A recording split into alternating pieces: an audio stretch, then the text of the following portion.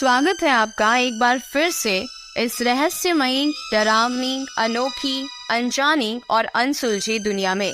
क्या आप भूतों में विश्वास करते हैं? क्या आपने भी कभी भूतों को देखा है? क्या भूत सच में होते हैं? अगर वाकई भूत होते हैं तो वो कैसे दिखते हैं? क्या भूतों के पास सिर्फ एक सफेद साड़ी होती है पहनने के लिए? आखिर कहाँ रहते हैं ये भूत? भूत, पिशाच, चुड़ैल, डायन, आत्माएं, इन सब से जुड़ी बहुत सी सच्ची और रहस्यमयी घटनाएं आपने कभी न कभी जरूर सुनी होगी। ऐसे ही बहुत सी रहस्यमयी भूतिया कहानियां मैं आपको अक्सर सुनाती हूँ। तो आज की भी हमारी कहानी ऐसे ही एक भूतिया घटना पर आधारित है। तो दिल थाम कर बैठिए, अब मैं आपको ले चलती हूँ उस भूतिया दुनिया में। तो क्या आप तैयार हैं? तो चलिए चलते हैं उस दुनिया में और कहानी की शुरुआत करते हैं। पिशाच। रात के 10 बजे ऑफिस से लौटते वक्त निखिल अपने करीबी दोस्त रॉबर्ट की कब्र पर फूल चढ़ाने कब्रिस्तान पहुंचा। कब्रिस्तान के सामने अपनी कार पार्क करके उसने कब्रिस्तान पर एक नजर डाली।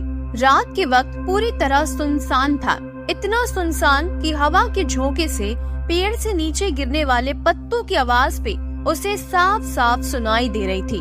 उसने कब्रिस्तान में जाकर अपने साथ लाए हुए आर्किड के फूल रॉबर्ट की कब्र पर रख दिए और 2 मिनट मौन करते हुए खड़ा रहा। फिर जब वो वापस बाहर आने के लिए पीछे मुड़ा तब उसे एक कब्र पर बैठी हुई छोटी सी बच्ची दिखाई दी। बच्ची के हाथ में एक हरे रंग का कांच का टूटा हुआ टुकड़ा था, जिसे वो बार बार आंख पर लगाकर आसपास की कब्रों पर देख रही थी। निखिल कुछ मिनट वहीं खड़ा रहा, उस बच्ची को देखता रहा। वो इंतजार कर रहा था कोई उस बच्ची की पहचान कर ले और उसे सही सलामत अपने साथ घर ले जाए, पर ऐसा नहीं हुआ। फिर निखिल उस बच्ची के पास जाकर खड़ा हो गया। निखिल की तरफ देखते हुए वो छोटी बच्ची मुस्कुराई। निखिल ने पूछा, अरे छोटी, तुम अकेली यहाँ पर क्या कर रही हो और तुम्हारे माता पिता कहाँ पर है? फिर वो बोली, मेरे मम्मी पापा अगले कब्रिस्तान में गए हैं, वो वहाँ पर रहते हैं।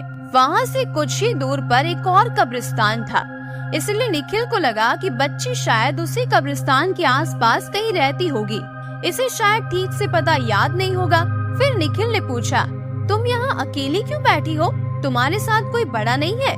बच्ची ने जवाब दिया, मेरे पिताजी मुझे यहाँ छोड़कर गए हैं। निखिल ने सोचा, कैसा निर्दयी बाप होगा, अपनी बेटी को इस तरह कब्रिस्तान में छोड़कर जाता है भला। निखिल उस छोटी सी बच्ची से इतनी बातें कर रहा था, पर उस बच्ची का ध्यान सिर्फ उस कांच के टुकड़े में था। वो बस उसमें एक आंख बंद करके इधर उधर देख रही थी। निखिल ने आखिर उस बच्ची से पूछ ही लिया, तुम कांच में से क्या देख रही हो? उसने जवाब दिया, इस हरी कांच के टुकड़े में मुझे गायब होने वाले लोग दिखते हैं, बहुत मजा आता है। गायब होने वाले लोग? निखिल को कुछ समझ में नहीं आया। वो बच्चे के साथ और कुछ देर खड़ा रहा, फिर उसे गोद में उठाकर कब्रिस्तान से बाहर निकल आया। चलते चलते गोद में बैठी उस बच्ची ने अपना नाम त्रिशा बताया। निखिल ने जैसे ही कब्रिस्तान के बाहर कदम रखा, उसे अचानक तेज ठंड के मौसम ने घेर लिया। उसका बदन ठंड से कांपने लगा, पर निखिल का ध्यान जब उसकी कार के पास खड़ी उस छोटी बच्ची त्रिशा की तरफ गया तब उसे बहुत हैरानी हुई, क्योंकि उस पर इस खून जमाने वाली सर्दी का कोई भी असर नहीं हो रहा था। उस वक्त त्रिशा कांच के टुकड़े में से निखिल की तरफ ही देख रही थी। तभी उसके चेहरे के हाव भाव अचानक से बदलने लगे। वो बोली, अंकल, आपके पीछे कोई है। निखिल ने पीछे मुड़कर देखा तो उसे कोई भी नहीं दिखा। उसे लगा कि त्रिशा शायद मजाक कर रही होगी। फिर वो बोला, त्रिशा बेटा, चलो गाड़ी में बैठो, मैं तुम्हें तुम्हारे घर छोड़ देता हूँ। उसी वक्त त्रिशा बोली, अंकल, आप भी कांच से गायब होने वाले लोगों को देखो ना। निखिल बोला, मैं बाद में देखूंगा, बस तुम अब कार में बैठो। पर बच्ची ने जिद पकड़ ली कि नहीं, अभी के अभी ही देखना पड़ेगा आपको। उसकी जिद पर निखिल ने जब वो कांच का टुकड़ा अपनी आंख के सामने लाया तब दहशत से उसकी आंखें फटी की फटी रह गई, क्योंकि उस कांच में से जब निखिल ने कब्रिस्तान की तरफ देखा तो उसे वो दिखाई दिया जिसे कोई भी आम इंसान अपनी खुली आंखों से कभी नहीं देख पाता। उसे दिखा कि अभी जो कब्रिस्तान सुनसान था, कांच में से देखने पर वहाँ बहुत से लोग घूमते हुए नजर आ रहे थे और उनमें से कुछ निखिल की तरफ ही देख रहे थे।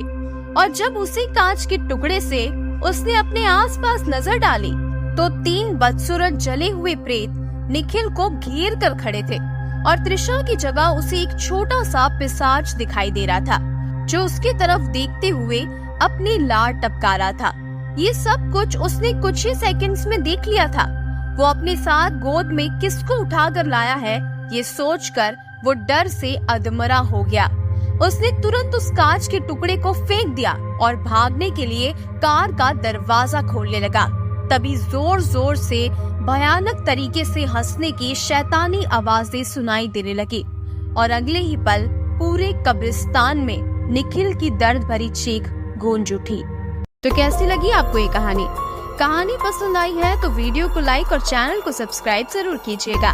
ऐसे ही भूतिया रहस्यमय कहानियों को सुनने के लिए चैनल से जुड़े रहिएगा।